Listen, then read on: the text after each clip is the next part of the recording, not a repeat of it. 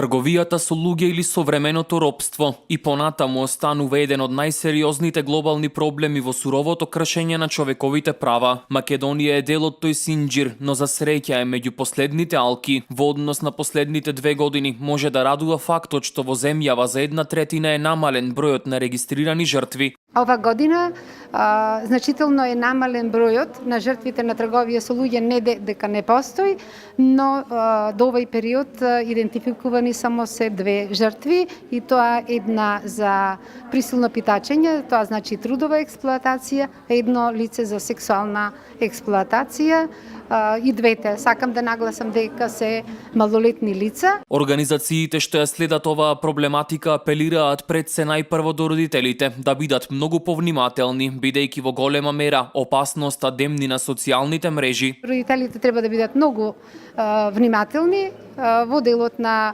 нивната контрола, каде и се движи нивното дете, но и со кого контактира, посебно на социјалните мрежи.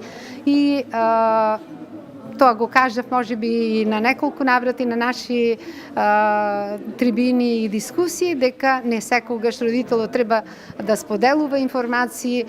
Сега во 10 часот го земам од англиски, во 12 го носам на училиште, значи движењето на детето не така јавно би требало да биде поставено на социјалните, да биде постирано и ставено на социјалните мрежи. Во тоа мислам дека треба да бидат внимателни. На светско ниво најголем број жртви на трговијата со луѓе доаѓаат од афричките земји, а пред нашата земја се и земјите од опкружувањето.